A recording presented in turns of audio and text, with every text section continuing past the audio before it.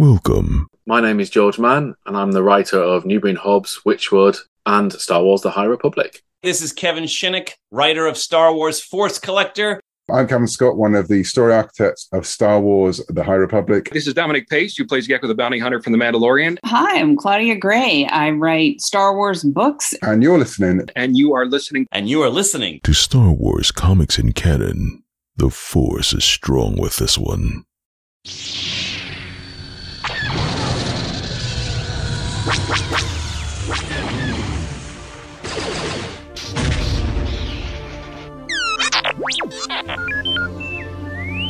Hello there and welcome to Star Wars Comics in Canon, your guide to the wider Star Wars canon through the comic book lens. And to take you on this journey, I'm your host, Mike Burton.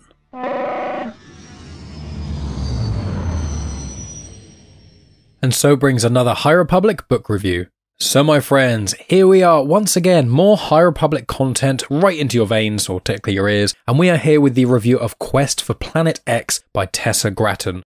So in case you haven't tuned in before, for these book reviews, I start off by giving my spoiler-free thoughts, so there will be no spoilers of anything to do with the book's plot or characters or anything like that. That'll only be the sort of first part of the review. It's normally quite a short thing, because obviously I want to talk about the book itself. Then I give you slightly more spoilers, a little bit more information on the book itself, maybe what's in the first couple of chapters, maybe what's in the blurb, that sort of thing, and then I'll give my full spoiler warning, and then I'll go through a lot of the characters, their journeys, more in-depth look at the themes of the book, and then towards the end I'll give you a plot overview, so if you don't have a chance to pick up this book, you still have a good idea of what was going on. But I'll say this, as I say in every book review and all the comic episodes I do as well, please support the creators of this release, read it where you can, because it is a really, really good book and I would recommend it. But with that all in mind, friends, let's get into the book itself. So as I said, it's called Quest for Planet X and it is written by Tessa Gratton. Now, the junior novels, which this is, have often got illustrations in them, which I really, really enjoy personally, and the illustrator for this one is Peter Antonsen. He's actually done quite a few other of the junior novels in the High Republic as well. Really, really like his art style, and I love having a visual element to these books as well. So the book was released the 4th of April 2023, and it takes place in the High Republic's Phase 2, Wave 2.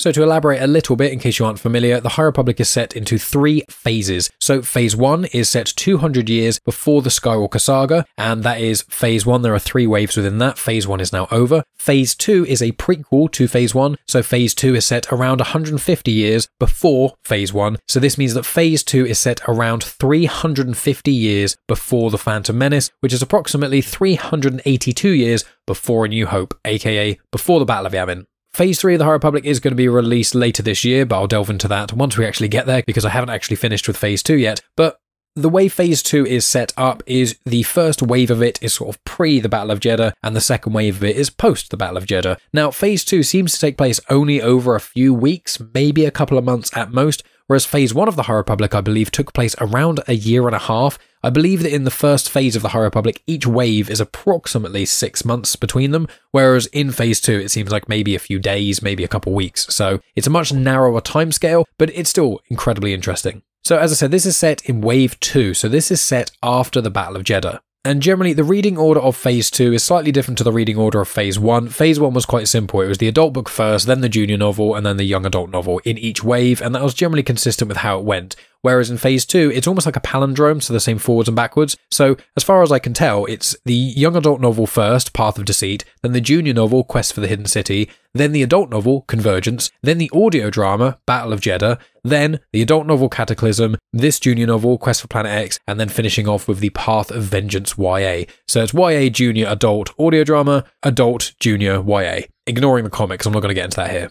So each of the books as well, there's 2 of them, so Phase 2 there's 2 of each, whereas obviously in Phase 1 there are 3 of each, but essentially they're kind of loose sequels to each other. All of the books somewhat intertwined, kind of because they're different characters' perspectives, while certain events in the galaxy are going on, obviously the Battle of Jeddah being a main one in this phase. But the main link between the 2 YA novels, the 2 junior novels, the 2 adult novels, is that the characters, they're primarily the same characters that you get. So this isn't a spoiler, this is on the cover, and this is literally to do with every single piece of content you will see about this book. But in Quest for the Hidden City, 2 of the main characters were Rupa Natani and Das Lefbruck. Now, Rupa Natani is a Jedi, she's on the cover of this book, and then you've got Das Lefbruck, who's also on the cover of this book. He's just a standard human. You can tell it's him on the cover because there's goggles on his head, and I'll delve into the third individual a little bit later on. The last little thing to note about the timeline, this is set a few months since Quest for the Hidden City, and it is only a day or so after the Battle of Jeddah. So the Battle of Jeddah is still very, very fresh, or it's maybe even still somewhat going on a little bit, but that's generally where we sit, and that's why I'm tackling this book here, because I'm trying to release the High Republic content as close to chronologically as I can feasibly do, along with the release orders and etc. for that. So I've got this, and then I'll be doing the second volume of the Marvel High Republic comics, and then if they get delivered in time, I'll be doing the High Republic Adventures comics. I've also got the Nameless Terror comics by Dark Horse, the Quest for the Jedi one-shot comic as well, and then I've also got Path of Vengeance. Path of Vengeance should be the last piece of content that I tackle for this phase of the High Republic. I'm currently about a third through the book, I think, but I can't give my review of that until I've done all the other stuff. So I've got a little bit of time. And just so you can check out the previous book reviews I have done for Phase 2 of the High Republic, these details will be in the description, but just for your audiophiles who don't like reading, let me just say it out for you. So Path of Deceit review was released on 7th of January, this is all in 2023. Quest for the Hidden City was February 14th, Convergence, March 18th, The Battle of Jeddah, April 22nd, and Cataclysm was out the 17th of June. Then I also tackled the first volume of the Marvel's Phase 2 comics. This was just the first 5 out of 10. That was in episode 126 of Comics in Canon, which was released May 13th, 2023. And then the High Republic Adventures Volume 1, I released that last week, so that was Saturday 7th of July, and that was episode 132. So for book reviews, I don't actually do the episode numbers, just to clarify any confusion. But if you don't want to type into your podcast catcher or anything like that, you can go to YouTube and go to the High Republic playlists, and all of those are right in there. So my thoughts for this book. Well, I really enjoyed this one. So I've never been ashamed of saying how much I enjoy the junior novels of the High Republic. Before delving into Star Wars The High Republic, I'd never picked up the junior novels of any other Star Wars content. I don't even know if there actually are. I probably should have looked that up before thinking this.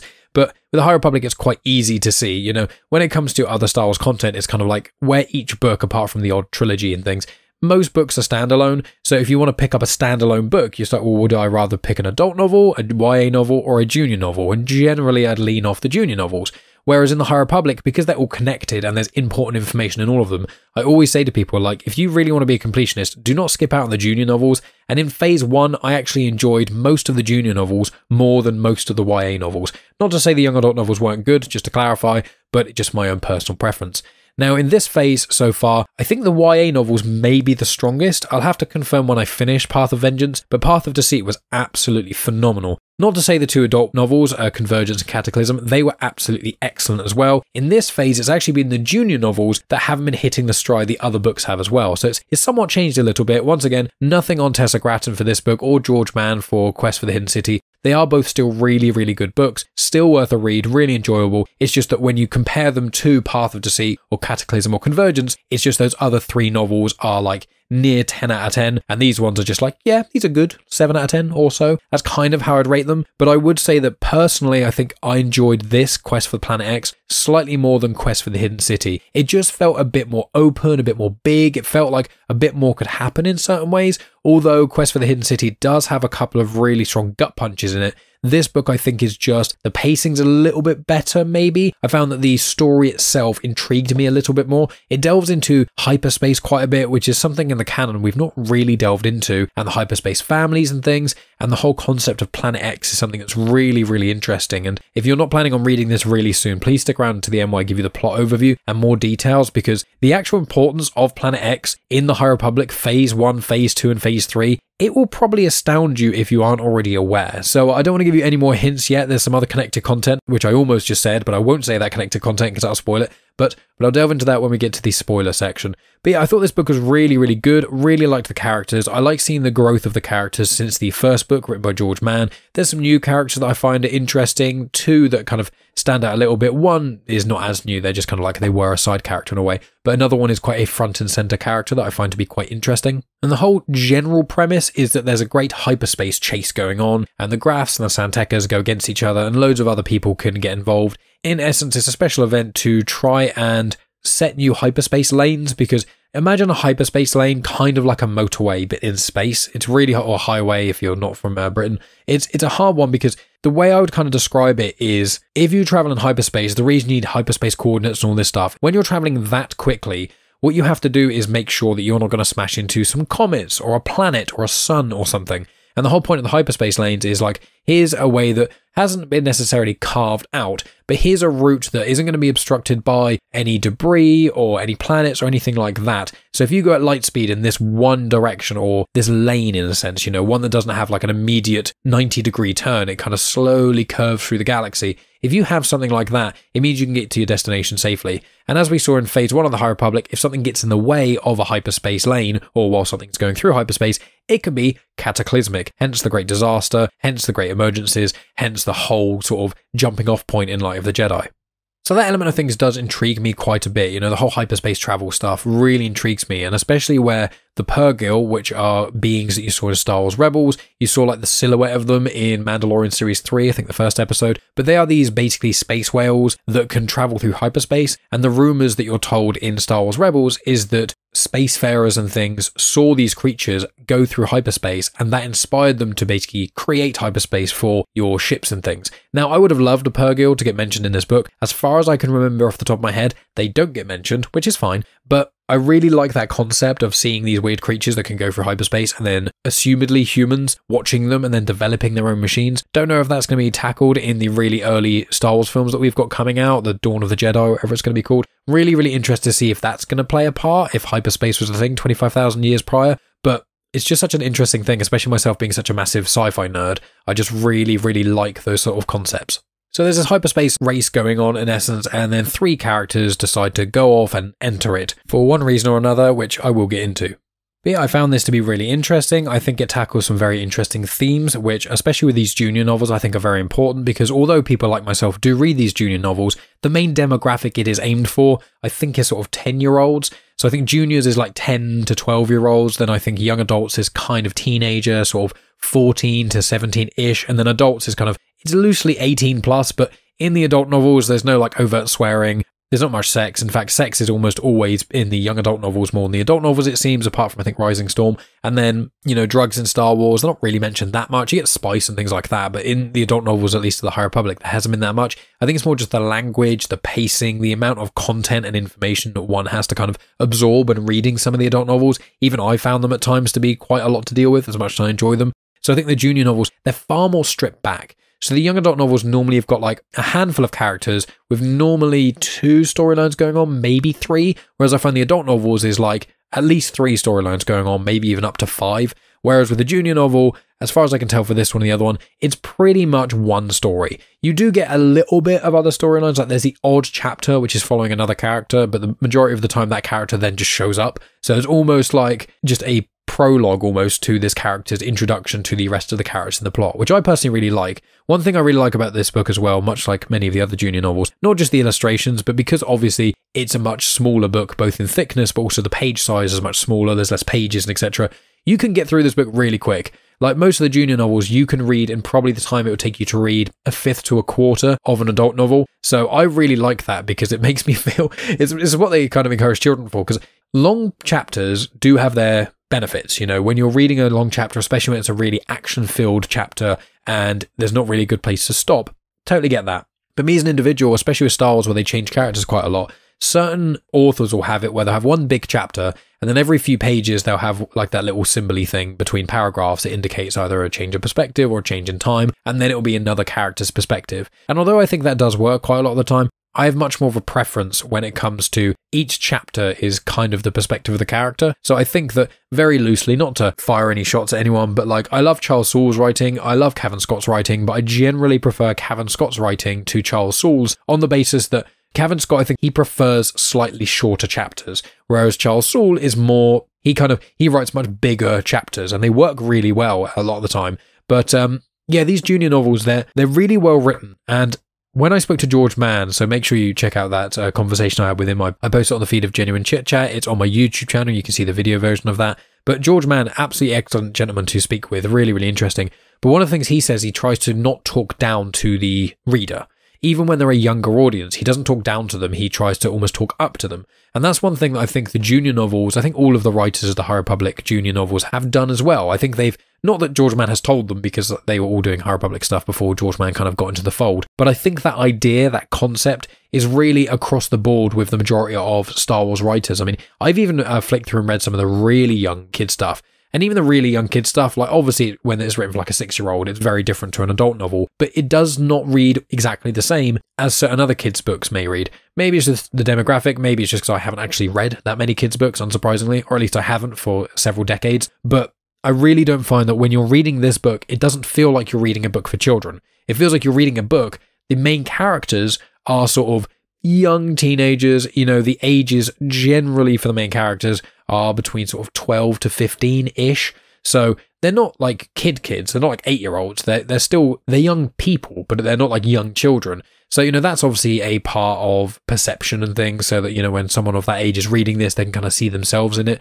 But yeah, I really, really enjoyed this book. I think it is, for me, more enjoyable than Quest for the Hidden City, but I don't think it quite hits the heights of Path of Deceit, Cataclysm, or Convergence. However, what I do find is I think that this book really goes up against the other junior novels for Phase 1. It's pretty close. I don't think it's quite Race to Crash Point Tower. I might be spoiled there because Ram Jumma Ram is amazing, and also Race to Crash Point Tower is kind of like an alternate perspective of The Rising Storm, which is also my favourite High Republic book. Either The Rising Storm or Path of Deceit, still haven't figured that out. But when it comes to Test of Courage and Mission to Disaster, both written by Justina Ireland, those are really, really good books. I think this is in a very similar vein to that. Now, I do prefer Venestra Rowe in general to Rupa Natani. Nothing against Rupa Natani, and I think the way that Rupa perceives the Force, which was confirmed in Quest for the Hidden City, she sees the Force as colours. Once again, when I spoke to George Mann about that, he gave some really interesting elaboration on why he's done that, and really go check that conversation out, because especially for these junior novels in the High Republic and for the Battle of Jeddah,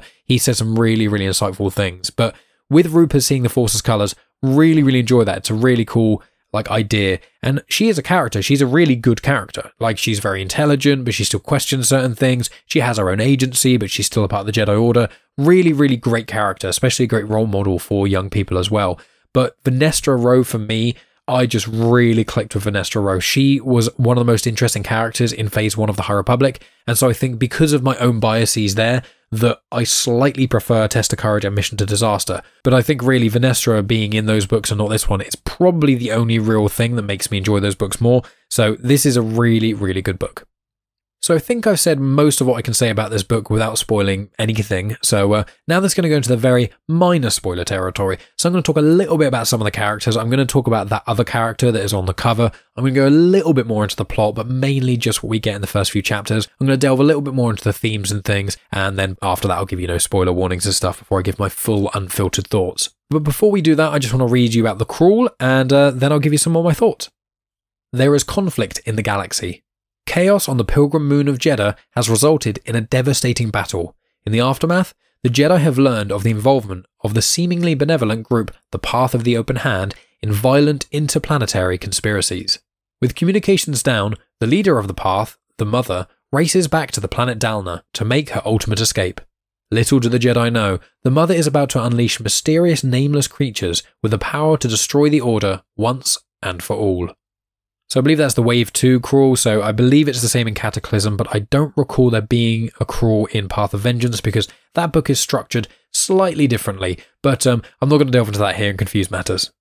So let's delve a little bit more into the characters. So first of all, we've got Rupa Natani, who I mentioned slightly earlier. She, at the start of this book, is on Batuu, and she is learning some stuff in the archives. Now that falls from the back of Quest for the Hidden City, because after that fairly traumatic event, she went to Batuu, obviously in the archives, and her master, Salandra Sho, who does appear a very small amount in this book, she goes off to Jeddah. She actually goes there to kind of find herself a little bit because, spoiler alert for Quest for the Hidden City, Salandra Sho lost a Padawan years ago and has never really come to terms with it properly, so she wants to go to Jeddah to really find herself, come to terms with that, and then go back and be the best master she can be to Rupa. Now, if you want to find out what happened to Salandra, you need to either listen to the audio drama of the Battle of Jeddah, which I would recommend because it's great, read the script book of it, or listen to my episode on it, and I give a lot of information on the characters in that, including Salandra Sho.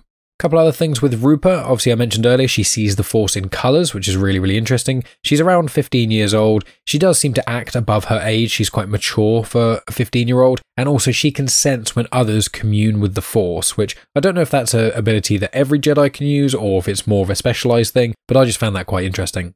So then on to Das Lefbruck. So he and his dad Spence were in Quest for the Hidden City. Das lost his mother prior to the events of these two books, so it's just him and his dad. They got stranded on a planet of Gloam back in the prior book, as I mentioned. And then in this book, what Das wants to do is he actually wants to kind of do things differently to his dad. He wants to kind of go off on himself. I think he wants to become part of a Pathfinder team as well. That's kind of his dream. And he's a fairly switched on kid. He's around 12, 13 years old, so he's a little bit younger than Rupa and the other character I'm going to delve into in a moment. And he's very enthusiastic when he's around people he's comfortable with, but usually he's a bit more nervous and shy. So this is more of a journey of him trying to become a little bit more independent, and that's one of the common themes as well, which leads me on to the third character, and this is a character which is on the cover of the book, and that is Sky Graf. So Sky Graf is non-binary. They use the pronouns they, them. They're around 15 years old. They are very wealthy because they're a member of the Graf family, and the Grafs and the Santekas are two of the leading hyperspace families. So for centuries prior, they've been mapping out hyperspace lanes. They give most of them to public, but there's a lot of talks of private hyperspace lanes that affluent individuals with a lot of money could then rent and then save time on traveling and things, which obviously, when this is mentioned in the book, Rupa is not overly a fan of because it does kind of go against the Jedi's teachings in a lot of ways, but obviously the Jedi and finances and money and things, they don't really jive very well because the Jedi don't really have a concept of money in that kind of way. They never really have their own money apart from when they're going on missions. They don't need money, so it's quite an interesting little dynamic there. But yeah, Sky is rich, but Sky is also clever and hospitable. Sky really likes to be a host and is very good at it, and heard lots of stories about the Jedi from their dad, but their dad has been missing for over a year.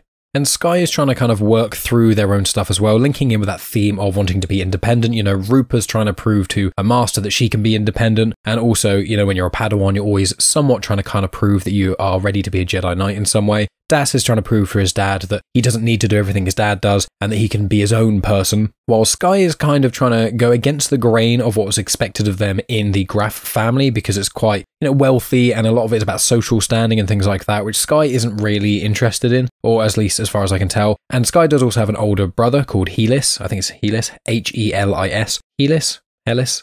But Sky is quite an interesting individual because as a character, I really, really like them. And just to put all my cards on the table, I have no problem with non-binary individuals, people who go by they, them, nor do I have an issue with it in literature. I think it's good representation. You know, I'm sure there's some non-binary individuals who have read this book and really connected with Sky, not just because they are a well-written character, but also because they identify as non-binary. But I will put the little caveat, and I believe I said this in one of the previous book reviews I've done. I can't remember off the top of my head when I did it, but my only real issue with they, them in literature, again, not saying it shouldn't be done, it's just that at times it gets a little bit confusing as to what is going on. You know, if it says, for example, Das and Sky went and did this, and then they did this, you would assume because both of them were mentioned, it would be both of them doing it, and they, them usually is used as a plural, not as a singular. So sometimes when you're reading something, sometimes I've just misread things, you know, you miss out a word here or there, and then you have to reread the sentence and it makes complete sense. But in this book and in other books with they, them, it's not just Tessa Gratton, I've done it a few times where I've read a paragraph like 2 or 3 times and I'm like, I don't know if this non-binary individual is doing this thing or if the group of them is doing this thing. So I just want to put that out there. Again, not anything against Tessa or non-binary individuals or anything like that. I'm just pre-warning that if anyone's going to pick up this book, they may struggle a little bit like I have. Even though I'm completely cognizant of the whole they-them stuff in literature, it is just something which I do personally find harder to read because of just the ubiquity of they-them being used as a plural as opposed to a singular. But that's a separate issue to the book itself. I just want to put that out there. So the kind of plot of this book, you've got these 3 characters I mentioned, all 3 of them are seen on the cover, and they want to be involved in the Great Hyperspace Chase. So it's something that has been created by the Grafs and the Santekas, obviously I mentioned them before, and what Sky and Das really want to do is head to Planet X. So in the spoilery part, I'll give you a little bit more information on Planet X, but right now, Planet X is a planet that was actually mentioned in Quest for the Hidden City. It was in essence a planet that Das and his dad, they managed to find, I believe, when they were with Sunshine Dobbs, who is a member of the Path of the Open Hand. He kind of pops up here and there in most of the Phase 2 literature. and they got to Planet X. It's like a utopia, it's beautiful, it's all these amazing things, and then they start to come back, and then Sunshine betrays them, and that's how they ended up getting stranded on Gloam. So Das wants to go back there, wants to find the ship that they left there, his and his father's ship, also wants to find the planet again, while Skye is also trying to find the planet because the planet is kind of shrouded in a lot of mythos. It's called Planet X, and hyperspacefarers have been trying to find it for decades, if not centuries, and Das, Spence, and Sunshine seem to be the only individuals that have any idea of where it could be. So that's the general idea. I believe on the cover they're kind of holding this like hollow thing on the cover of the book, and I believe that's meant to signify them trying to find Planet X. So the three of them are meant to go and find this planet, and Rupa kind of gets roped into it because right at the start she's on Batuu, and then Das kind of runs up to her and says, "Oh, my friend's in trouble, they're going to get beaten up," or something like that, or their ship's going to get stolen. So Rupa, as a Jedi would, thinks, "Oh, you're my friend, I trust you, I'm going to go off and help." And then Skye is being confronted by what seems to be a couple of thugs. There's no violence, there's no attacking. She's just like, "You guys should probably back off a little bit, let me kind of go in and figure out what's going on." They all leave, she talks to Daz and meets Skye, and then it kind of gets elaborated a little bit that it is actually Skye's brother's ship, Helis, who I mentioned earlier.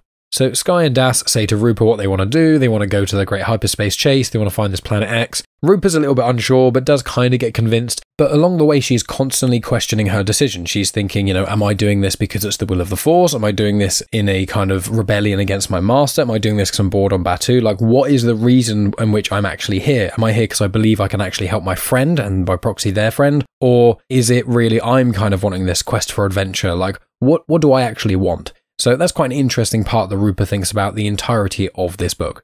So I really like the dynamic in this. One of the things I really enjoy about the High Republic is putting a lot of non-Jedi characters with a lot of Jedi characters. In the prequels, it was pretty much just Jedi surrounded by Jedi, and then obviously in the Clone Wars, there are clones as well. But I really like, in Equus, normal citizens of the galaxy being able to interact with Jedi and ask just certain questions and be like, "Oh, I've heard stories about your weird magic," or "I've heard this or that about you," or when they see a Jedi do certain things, they're like really, really excited by it. I really like that element because I feel like that's how we perceive the Jedi in a lot of ways. So I feel like we connect with some of these characters. It's a trope in a lot of the MCU films, and it happens in lots of other films as well. But I think I first heard it in sort of honest trailers when they were doing Shang-Chi, where it was kind of like, you have the reaction friend. So it's just the friend who constantly reacts to things, who's like a normal individual. So you've got the Nomad, I think it's Jacob in the Fantastic Beasts franchise. You've got whatever Awkwafina's character is called in Shang-Chi. There's quite a few of them across various franchises and films within said franchises, where it's just like they say something funny, which is just a retelling of what they just saw happen. And it's that kind of thing where they're just befuddled by what's going on. That's kind of what Skye and Das are like a little bit. There's one scene, which isn't a spoiler, where Rupa is practicing her lightsaber forms. It's on Skye's ship, which is actually their brother's ship. The ship itself is called the Brightbird. But yeah, Rupa is practicing lightsaber forms on the Brightbird, and Das and Skye just quietly watch. And it's just like, it's a really nice moment. I quite like it. And Rupa's trying to balance how she feels about it all. She's trying to not be overconfident. She's trying not to be arrogant about things. And she's generally not a very arrogant Jedi anyway. But like when she's doing these cool things and they're like, "Oh my God, wow, you're so amazing. You can do anything." She's trying to be like, I can't do anything. There is a limit to what I can do. But yeah, there are some cool things I can do. But she also doesn't want to take away from like the excitement and the wonder from Das and Skye. And obviously, when you're getting a degree of compliments when it's not too much and from the right people, it does feel nice to be complimented to most of the time. So it's one of those where she's trying to balance this. But these are kind of things that one of the reasons I really like the junior novels and a lot of the young adult novels as well is that some of the challenges that characters in this face, they are challenges that everyday humans do face. We all face these kind of things, especially the kind of coming of age stories. It's one of the reasons there's some of my favorite kinds of movies, coming of age movies, is because when you're watching someone trying to find themselves in the world, or in these cases in the galaxy or whatever, they still are going through that thing of, it's an identity crisis. When you're a teenager, you're trying to find out who you are, what you like, why you like it, if there is a reason you can pinpoint, who you're attracted to, if you are attracted to anyone. What does that mean for your social standing?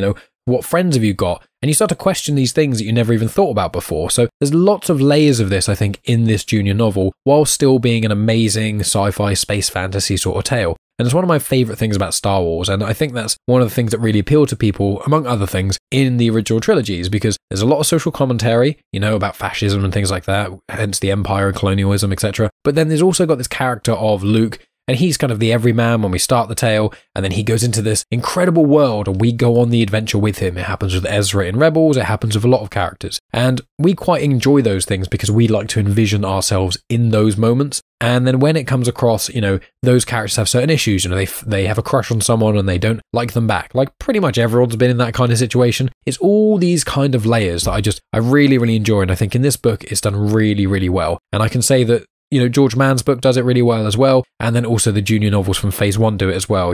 Justina Ireland is especially really good at that. Some other things that are mentioned in this before I get into my spoiler review are the communication buoys. So this delves in a little bit more into how communication across the mid-rim and the outer rim really works, basically outside of the core world. Because this is a time of exploration, this is a time where the Republic is trying to branch out of the known galaxy as well. So that's where there are Pathfinder teams everywhere, they're taking note of where new planets are. They're also trying to set up communications so that exploration is much easier, because obviously if you have a communication array, if anything negative happens, you can call for help. So there's a bit in this, there's a bit of it in The Blade, really, really small amount. I think the first issue of The Blade, which I tackled several episodes ago, I think it's episode 130 odd, something like that. There's a little bit of it in that. There was a bit of it in Quest for the Hidden City as well, but I believe, as far as I can tell, in Phase 2, this book gives you the most amount of information on hyperspace prospecting, on communication buoys, on those sorts of things, and I just find it really, really interesting. So I think that's generally everything. So what I'm going to do now, I'm going to read the blurb / the publisher's summary on the back of the book. That gives you a bit more in-depth look into what's going to happen in this book, and then from there I'll give you my full spoiler warning, and then we'll delve right into my spoilery thoughts. It is a time of uncertainty in the Outer Rim. Communications are unstable across the frontier, and rumours swirl of conflict between the Jedi Knights and a group known as the Path of the Open Hand. But none of that slows down the Republic's two most powerful prospecting families, the Graffs and the Santekers, who announce the Hyperspace Chase, a contest to chart new hyperlanes. Young prospector Das Lufbruck and brash teenager Sky Graff have their sights set on winning the race. They just need one more person to help them achieve their goal. Jedi Padawan Rupa Natani. But after Rupa reluctantly agrees to join the team, she learns that their real plan is to find the mysterious and legendary Planet X. The trio's quest takes an unexpected turn when they come into contact with members of the Path of the Open Hand. Their journey is about to become more exciting and dangerous than they ever could have expected, and the three heroes will have to put their goals aside to help the Jedi and the galaxy before it's too late. So there you go, that gives you a bit more detail into the plot, relatively speaking what I've already mentioned, so hopefully no further spoilers from there. But now I'm going to give you my big spoiler warning. So from here, I'm going to talk more about the characters, the themes, and then towards the end, I'll give a full plot overview so you have a good idea of what happens in this book if you don't have a chance to read it. But again, please try and pick this up where you can. So the first thing to mention is the character that was kind of touched upon in that blurb, which is a character called Fel Ix. So it's written like Felix, but it's two separate names, so I assume it's meant to be Fel Ix. So that's the Path of the Open Hand member that is being mentioned on the back there. Now, when Sky, Das, and Rupa actually come into contact with the Path of the Open Hand, they do come into contact with three of them, and then they kind of keep hold of one of them to kind of help them do a couple of things. I'll delve into that in a minute. But this other individual is someone called Fel Ix. Now, if you've read Path of Deceit, then Fel Ix may actually be someone that you remember. I don't recall mentioning them in my review off the top of my head because they didn't seem like a major character, but I think I did mention their species as a Kesserine. So Kesserines have tri-couples in essence, so three people get together. I don't know why it's called a tri-couple, I'm sure it's a thruple, but I suppose that maybe in Star Wars they didn't want to call it a thruple because in modern day that's got some very heavily sexual connotations, I think, to it. But in essence, that's just how their species and their culture works, but their species hasn't really been anywhere else in Legends, I don't think. I think in the High Republic they were created for Phase 2, so quite a new species. But essentially this Kesserine Felix is 19 years old, which is actually fairly old for a Kesserine apparently, and what the Path of the Open Hand were doing is they were slicing communication buoys so that the mother can hear through them and block certain transmissions. So this is spoken about a little bit in Cataclysm. I suspect in Path of Vengeance it's going to be a much more major part, but very minor spoilers for Cataclysm. There's an event that happens on Dalna. There's a point where people are trying to send communications out, but it's not going any further than the Downer system, which means, Downer is a planet itself and then the surrounding planets as well, but it won't go any further. And people just think, oh, it's the Outer Rim, communication's always a bit dodgy, those sort of things. But obviously this confirms, as well as I believe in Cataclysm it's also confirmed, that the Path of the Open Hand, they hack these buoys, and then all communication seems to go through there smooth. But as I said, the mother can monitor anything that goes in and out, and then also can block certain things. So having ultimate control over planets or systems to a degree. It only really works in the sort of the more outer planets, because obviously if you didn't want the core worlds, people would pick up on it really, really quickly and it would get repaired really fast as well. But that's essentially how they kind of interact and what Felix is actually doing. And when they're in the Path of Deceit, they were just in the colony with their partners in the Path of the Open Hand, and they don't actually seem like that much of a villain. And I quite like this character's arc in a way in this book. I find them quite interesting. So this is already the spoiler part, so I'll delve in. So Felix starts off, being a Path of the Open Hand member, hating the fact that Jedi use the Force, those sorts of things. But then Rupa uses the Force to save Felix's life at least once. But after Fel gets saved by Rupa once or twice, and then actually speaks to Rupa, Fel does really start to understand the Jedi a bit more and start to distance themselves from what the Path of the Open Hand are doing, because the majority of members in the Path of the Open Hand are told these things about the Jedi and Force users, that they're evil and all kinds of stuff, and they just believe it. I know that's very much an on-the-nose social commentary thing, which is, one of the main reasons that racism exists is because racists haven't actually really met any people that they are being racist against. That's quite a common thing when you look through and you look at a lot of the data on it and a lot of the information in this world. I'm not trying to get all political, but, Star Wars always is political, so it's kind of hard not to. But pretty much anyone who is overtly racist, they've either had one really negative event with a certain demographic of people, or they've never really had any interactions with it and someone has just been spouting stuff at them. Normally immigration or scapegoaty stuff. A lot of the time, people get scapegoated and blamed for things. And the Path of the Open Hand, as we see in Cataclysm, as we see in what I've read so far of the Path of Vengeance, and what we see in the comics as well, all these things are kind of culminating together where the Path want power, understandably. And they, I think, or at least the Mother, the Herald, whatever, they kind of see it that the Jedi are the only ones that can stop them. So how would they get about stopping the Jedi? Well, they spread these rumours about the Force, that if a Jedi uses the Force in one part of the galaxy, then the natural Force wouldn't be able to save someone else in the other part of the galaxy, even though there's no evidence to show that and no other Force users believe it, but that's what the Path are trying to say. And obviously, when there's no evidence for it, but also no evidence against it, it's an ethereal debate. It's really hard to prove wrong or right. It's not dissimilar to some of the religious discussions or things like that. There's lots of different layers to where this could be kind of framed on in a way. But Felix from the start never really seems like someone who's evil. They just, they want to go back for their family, they want to support their family and things, and they do have a belief system, which is fine. But I really like how they start to learn and grow, and they do ask Rupa quite a few questions about being a Jedi and what is it about this that happens or that, and kind of make their own mind up. And I think that really shows how someone can be on, in air quotes, the opposite side. But if they're open, if they're receptive, and generally if they're a good person and they want to help people, they will normally find that their own bigotry, prejudices, anything like that, normally aren't misplaced. So moving on from Fel, so there aren't actually that many characters in this book, unlike with some of the adult novels I do notes for and things. I normally have a line in my notebook per character, whereas in this each character got 2 or 3 lines because there was a lot more space for it. So I've already mentioned Felix/Felix, whatever. I've mentioned Salandra Show, who's again barely in this. The Battle of Jedha, you get way more about Salandra. Rupa I've delved into. Das I've kind of delved into as well. Sky, to a degree, I've kind of delved into, and then their brother, Helis. There's not really much about Helis. They're Sky's older brother, doesn't like sharing, and is trying to take the Brightbird back. That's kind of their whole arc in a way. But then towards the end, Sky and Helis kind of reconvene, and then Sky really shows openly emotional vulnerability, and Helis is actually receptive to this. So I think their relationship actually gets a lot better from this whole event, because the whole time that Sky, Das and Rupa are trying to find Planet X, it requires loads of hyperspace jumps and, darting across the galaxy. Helis is following them the whole time, trying to get to them. And they do keep catching up, and there's a little bit of a space battle here or there, and then inevitably the Brightbird does escape, and then Helis starts to pursue them once again. So I do like that. There is a bit of drama, and there is a bit of weight and danger to a degree, but Helis was never going to try and kill their younger sibling, let alone the younger sibling also with other people on board on the ship they're trying to save. So I really like the dynamic of having 2 ships trying to shoot each other in space, but neither of them are trying to kill each other or do substantial damage. And I really like that. I don't know if it's classed as a trope. I don't know if I've read enough stories to confirm if that be a trope. But there's a book review that I've done on my Patreon, which will be released soon. I don't know if I'm going to release to the public, so who knows. If you want to listen to that, either subscribe to my Patreon or donate me some money on Coffee, and I'll send it your way. But it's Thrawn Treason, so it's the 3rd Thrawn canon novel. And there's a whole battle in that. Again, I won't spoil it, but it's two ships trying to fight each other. But one of the ships is specifically not trying to harm anyone, kill anyone, or damage the other ship. And it is such an interesting dynamic. It's so different. And, hats off to Timothy Zahn for not only being a great writer for the many decades of Star Wars he's written for, but that specific space battle is some of my favorite writing in any books. I just thought it was so clever.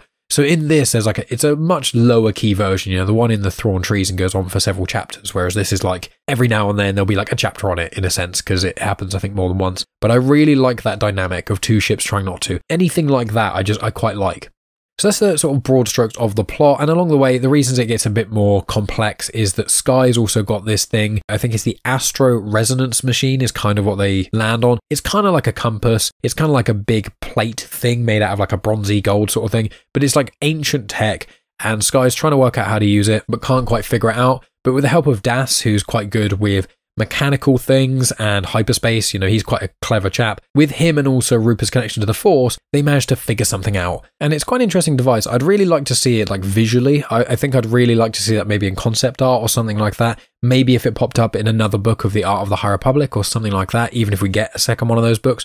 I'm not overly sure, but I would really like to see more of that. I just love old-timey, weird, crazy tech, to be honest with you. Even more so when it's Force-related and stuff. I love Force artifacts and all that kind of stuff. So really, really interested by that.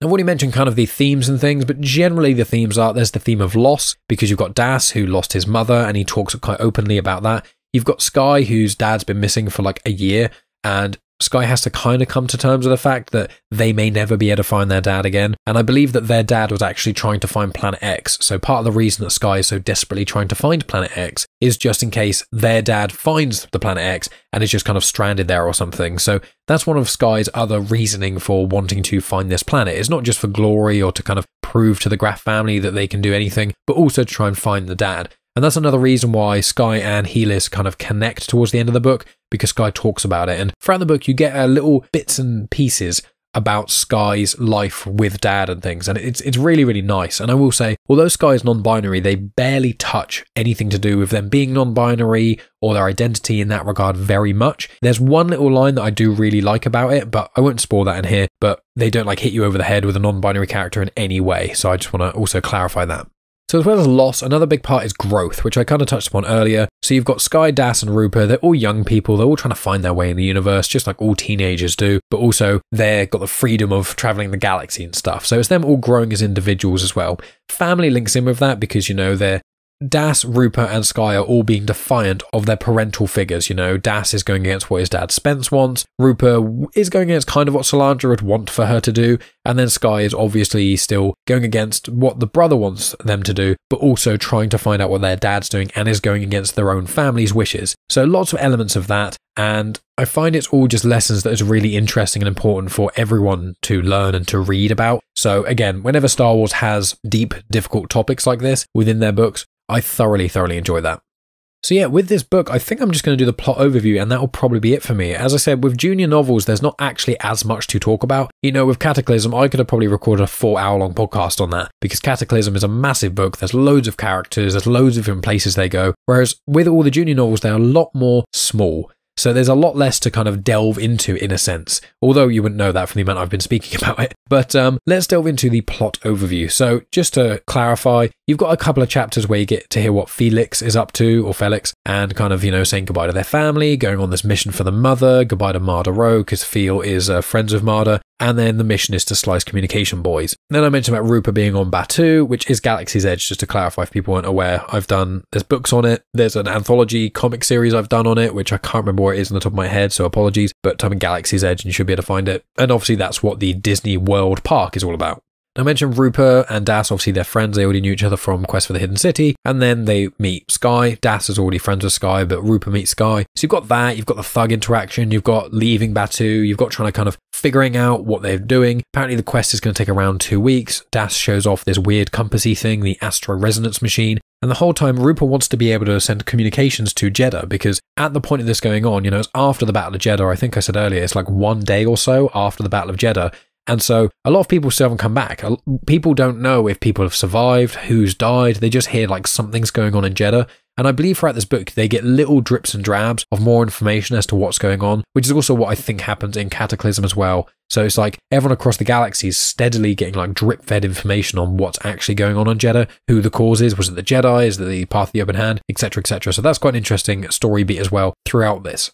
So then you get the interaction where Rupa, Das, and Sky meet Fel Ix, as well as the 2 other Path of the Open Hand members. And I think Rupa pulls out her lightsaber and then is like, back off in essence. And they managed to keep Felix on the ship because I think they want Felix to help undo the damage to Communication Boy, or they could have it useful or something like that. Or I can't remember off the top of my head, I haven't really written it down, but it's not actually relevant to the plot because the 2 other Path members are never mentioned again after Felix goes on the ship. They never really mention the other ones. And then towards the end of the story, when Felix is reunited with their family, there's just no mention at all of it. So, we don't need to worry about those too much.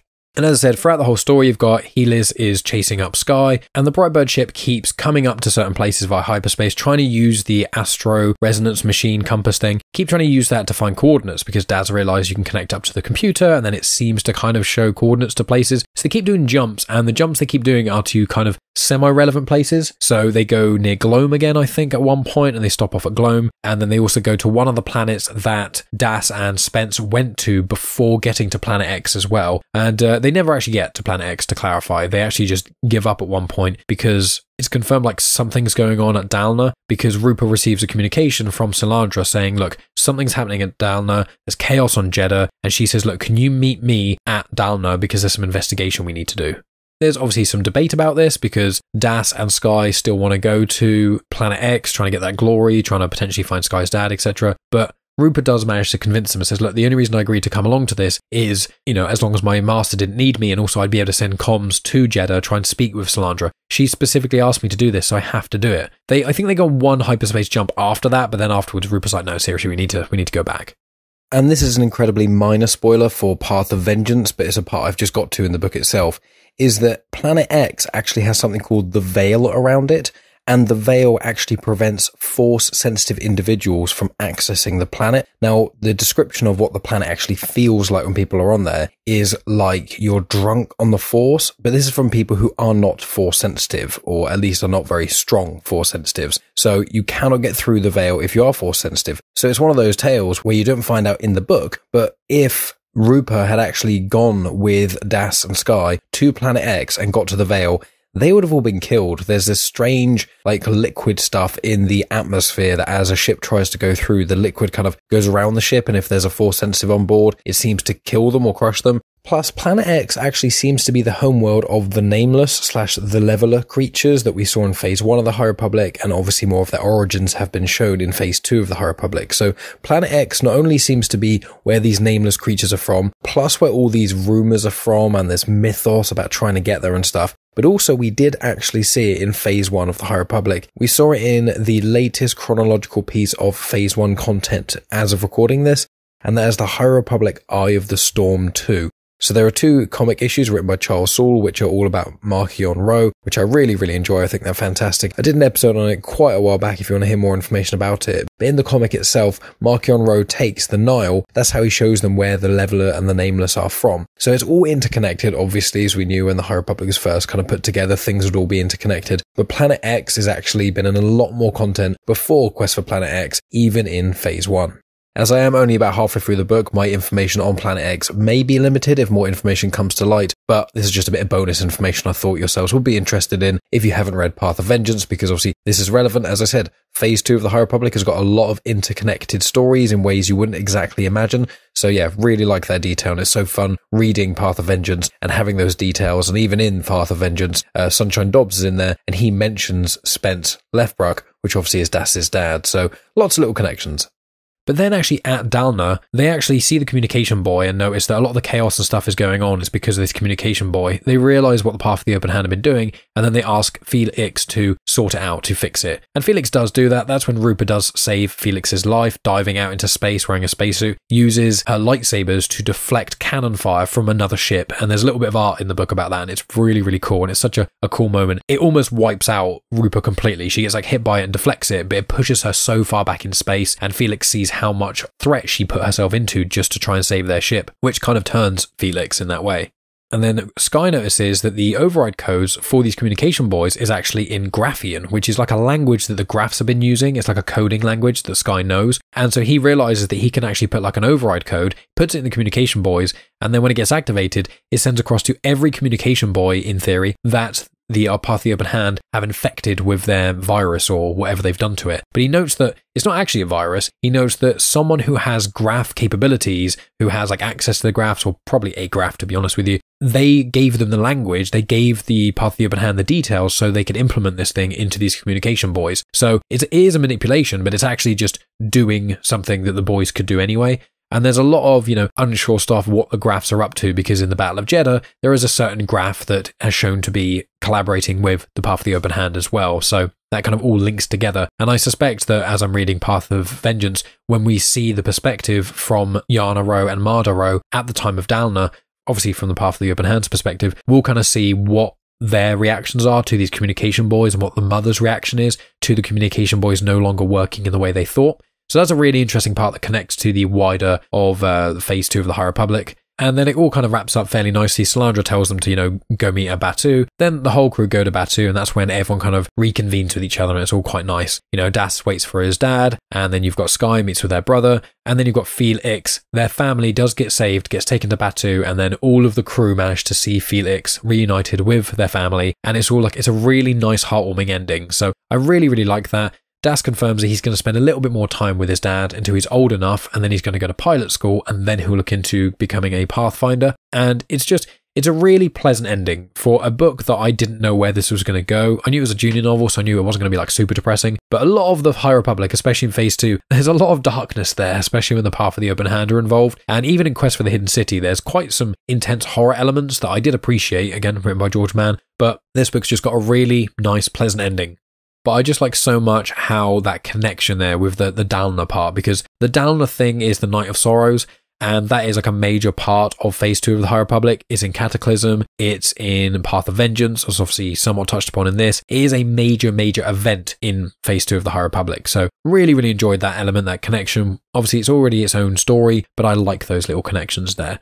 But I think that's just about everything in this plot that I can think of. There might be the odd thing here or there, but obviously, as I always say to people, please pick up this book where you can. It's a junior novel. It's only 100 and something odd pages. It's quite small as well. If you're an avid, fast reader, you could probably read this in an afternoon. It only took me a couple of sit downs to read it, and like every minute or so, you're turning a page. So really recommend, if you're a big fan of Star Wars, especially High Republic stuff, don't sleep on the junior novels. They are really, really good. But all of Phase 2 of the High Republic has been really, really good so far. So just big thumbs up from me. So that's where I'm going to wrap up my review. So just a couple of quick things before I end the episode. What have we got coming up over the coming weeks? I don't know, if I'm honest with you. I'm trying to think. I'm tempted to do the High Republic Volume 2 comics of the Marvel run. I'm fairly tempted to do that because, I'm in the High Republic feel now, so maybe trying to get a lot of that done before High Republic Phase 3 stuff comes out. And also where Path of Vengeance is the last piece of content, it means that I really have to get all the other content done before I do that book review. And when I do that book review, I want it to be shortly after I finish the book, and I'm about a third to halfway through the book at the moment. So I'm fairly tempted to do the High Republic Marvel Comics Phase 2, which will be issues 6 to 10. Then I could also do the Dark Horse Comics The Nameless Terror, which is written by George Mann, and they have some connections to this book as well. There's the one-shot Quest for the Jedi that I'm fairly tempted to do as well. And then obviously there's the High Republic Adventures Volume 2 book as well. But I've not actually got the last few issues of the High Republic Adventures, so that's just going to have to wait for the time being. And then there's the third edition of the Star Wars original High Republic manga. That has Edge of Balance Precedent. I read that the other day. It's quite fun. That's kind of what I'm looking at. Obviously, there are still the comics I need to do between Hidden Empire and the upcoming Dark Droids crossover event, so I'm aware that I need to get those under my belt as well. But I think High Republic is going to take precedent, which is weird saying now because I just mentioned the manga. But I think that High Republic is kind of going to take precedent just so I can kind of not quite get out of the way because it makes it sound like I'm not enjoying it, but because I'm reading a lot of High Republic stuff at the moment and I've got like the time scale as well, I think I'm going to try and do that. But we'll see. Sorry for being so indecisive. It's basically a rambly end. I could have just said, I don't know what I'm doing next week. But, well. And aside from that, make sure you check out some of the other content I've been doing. So I was on the Star Wars timeline recently, so that's on YouTube. I've been on Ben's show quite a few times. Ben's been on Genuine Chit Chat a couple times as well, and also I've had him on like Star Wars discussion shows a few times. We speak about Ahsoka. Obviously, there's the Ahsoka series come out, so we speak about Ahsoka in Clone Wars, in Rebels, in live action, what we expect from the Ahsoka series, all that stuff. So please make sure you check that out. The link is in the description. There's also Rebels Reviewed episode 2 is out now. That's where myself, Matt and Dave talk about seasons of Star Wars Rebels. So episode 2 of that came out a couple weeks back. We've recorded episode 3, so I'll be releasing that in the coming weeks as well, because we're going to be watching all of Rebels before Ahsoka comes out and releasing our season 4 of Rebels review before that comes out as well. So I really encourage people to watch that with us because, you know, Star Wars Rebels is absolutely incredible. In addition to that, I was also on Comics on Trial. So I was the judge in a debate between Scott Weatherly, the 20th Century Geek, and Tony Farina of Indie Comic Spotlight, all about Kingdom of the Crystal Skull, obviously the Indiana Jones film. So we have a nice old debate about that. You can listen to that on the feed of Comics in Motion, or if you want to watch the video version, you can go to youtube.com/genuinechitchat.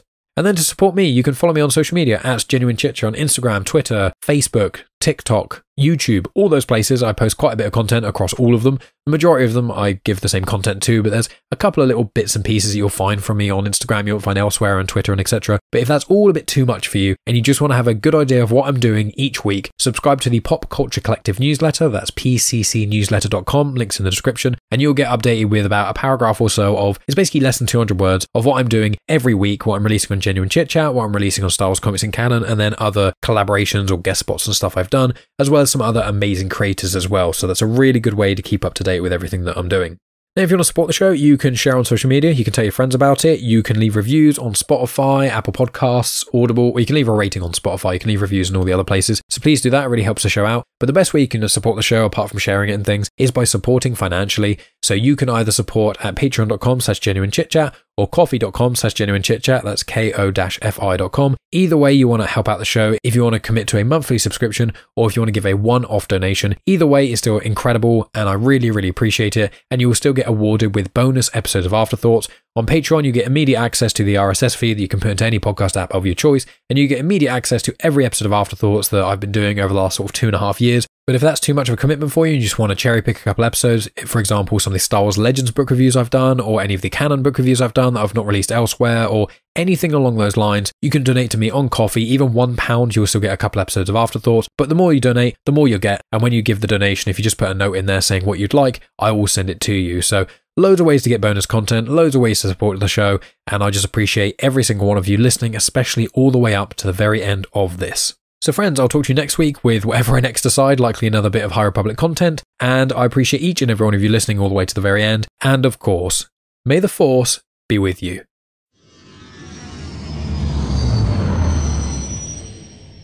The intro for Star Wars Comics in Canon is arranged by myself, Mike Burton, and the backing music was made by Eric Matias of soundimage.org. You have just experienced host, creator, everything elser of Genuine Chit Chat, and also the host and creator of Star Wars Comics in Canon, found on the Comics in Motion podcast, Mike Burton.